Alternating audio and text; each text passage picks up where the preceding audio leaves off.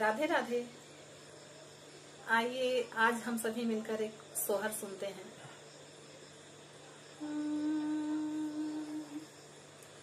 कहवा से आवेला पियरिया पियरिया लागल झालर हो, ललना कहवा से आवेला सिंहोरवा सिंहोरवा भरल से नूर हो, ललना कहवा से आवेला सिंहोरवा सिंहोरवा भरल से नूर हो। नैहर से आवेला पियरिया पियरिया लागल झालर हो, नैहर से आवेला पियरिया पियरिया लागल झालर हो, ललना ससुर से आवेला सिंहोरवा सिंहोरवा भरल से नूर हो, ललना ससुर से आवेला सिंहोरवा सिंहोरवा भरल से नूर हो। के होली आवेला पियरिया पियरिया लागल झालर हो, के होली आवेला पियरिया पियरिया लागल झालर हो, ललना के होली आवेला सिंहोरवा सिंहोरवा भरल से नूर हो, ललना के होली आवेला सिंहोरवा सिंहोरवा भरल से नूर हो।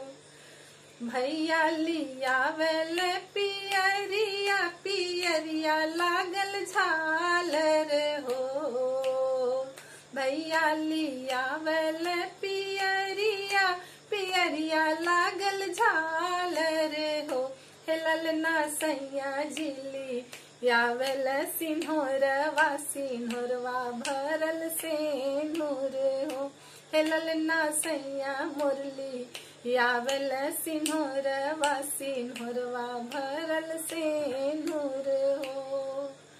के हो भेजावेला पियरिया पियरिया लागल झालर हो, के हो भेजावेला पियरिया पियरिया लागल झालर हो, ललना के हो भेजावेला सिंहोरवा सिंहोरवा भरल से नूर हो, ललना के हो भेजावेला सिंहोरवा सिंहोरवा भरल से नूर हो।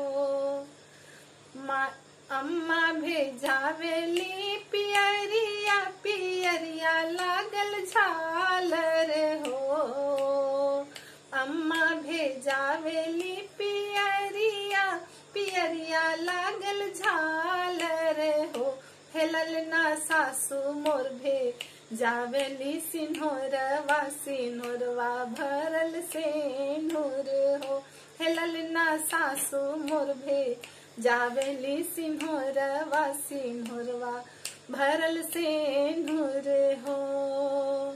के होली आवेला पियरिया पियरिया लागल झालर हो, के होली आवेला पियरिया पियरिया लागल झालर हो, ललना के होली आवेला सिंहोरवा सिंहोरवा भरल से नूर हो, ललना के होली आवेला सिंहोरवा सिंहोरवा भरल से नूर हो, सिंहोरवा भरल से नूर हो, सिंहोरवा भरल से नूर हो।